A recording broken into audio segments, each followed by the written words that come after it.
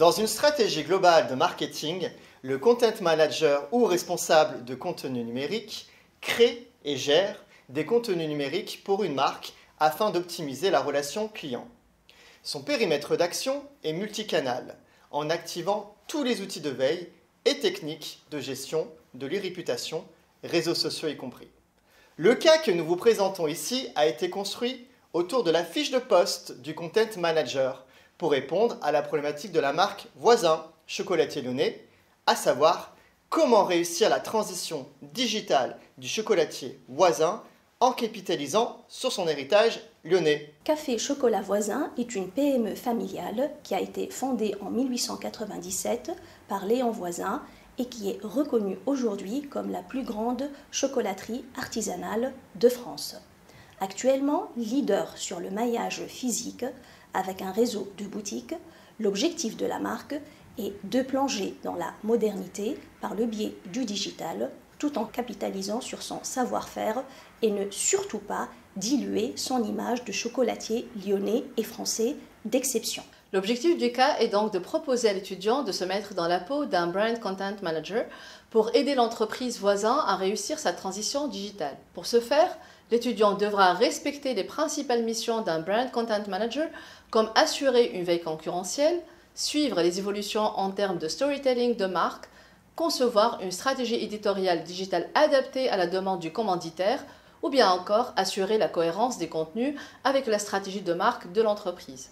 Pour faciliter la résolution du cas, nous avons construit un scénario pédagogique en 3 temps. Dans un premier temps, l'étudiant devra faire un prisme d'identité de marque. Dans un second temps, il devra établir un diagnostic digital en passant par l'analyse du site web et des réseaux sociaux de Voisin et de ses principaux concurrents. Dans un troisième temps, il devra proposer une stratégie éditoriale cohérente avec l'ADN de Voisin en capitalisant notamment sur son héritage culturel lyonnais. Ce découpage n'a pas été choisi au hasard, il est le fruit d'une méthode pédagogique déjà éprouvée, la mise en abîme, qui consiste à faire un exercice aux étudiants tout en les faisant réfléchir à un autre concept de manière implicite. Dans ce cas, nous faisons référence aux 3 stades de la communication de marque que sont l'identification, la valorisation et enfin l'édition.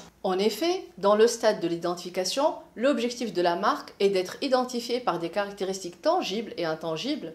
C'est le rôle du prisme d'identité de marque. Dans le second stade, le but est que la marque soit valorisée et considérée, et c'est la fonction que remplit le diagnostic digital en passant en revue tous les lieux de présence de Voisin sur le web. Enfin, dans le dernier stade, l'édition, l'objectif de la marque est de créer un engagement fort, et c'est le but de la 3e phase du cas en permettant aux étudiants de créer du contenu. L'essor du contenu de marque entraîne un déplacement dans la culture de la communication.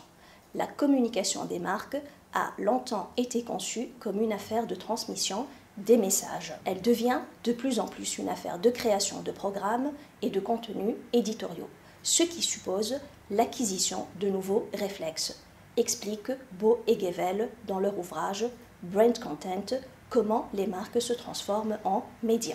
Plusieurs chercheurs ont déjà pu étudier de près ces métamorphoses du publicitaire et du médiatique en passant au décryptage sémiotique des communications de marque sous diverses formes, comme des magazines ou des web-séries, visant alors à promouvoir une marque de façon dépublicitarisée, c'est-à-dire dégagée du stigmate publicitaire.